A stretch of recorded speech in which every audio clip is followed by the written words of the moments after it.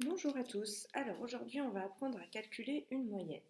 Alors pour calculer une moyenne, il y a deux choses différentes. Soit vous avez une série de valeurs, comme ici, qui est présentée avec des valeurs à la suite, soit vous avez des valeurs qui sont présentées dans un tableau. Alors dans tous les cas, ça s'appelle calculer une moyenne. C'est juste que celle du tableau ici, ça va s'appeler une moyenne pondérée. Voilà, simplement la différence. Et on ne va pas utiliser exactement la même technique pour calculer la moyenne. Alors ici, je vous ai mis les temps qu'un adolescent passe sur son téléphone tous les jours. Donc c'est en minutes, hein.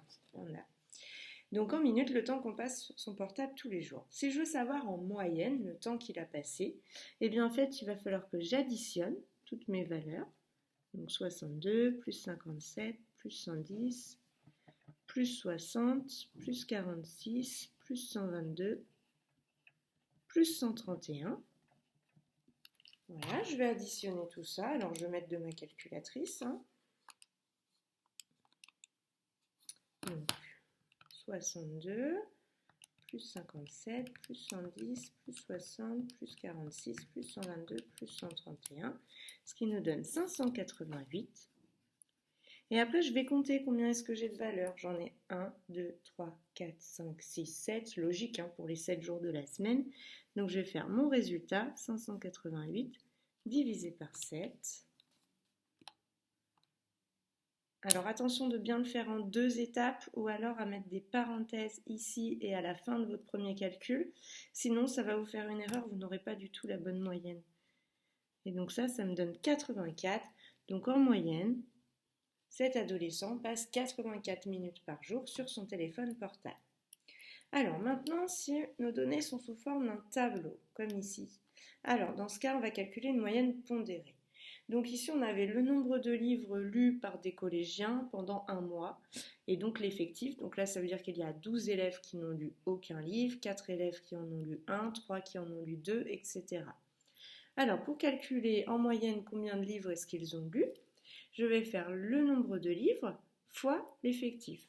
Donc 0 fois 12, plus 1 fois 4,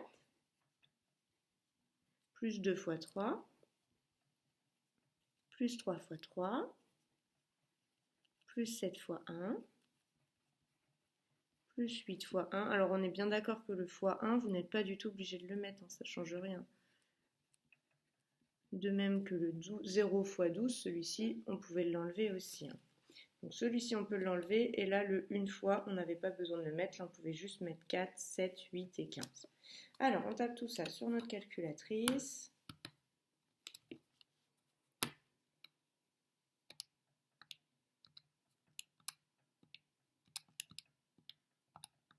Vous voyez sur la calculatrice, pour aller plus vite, je ne remets pas les fois 1, ça nous donne 49.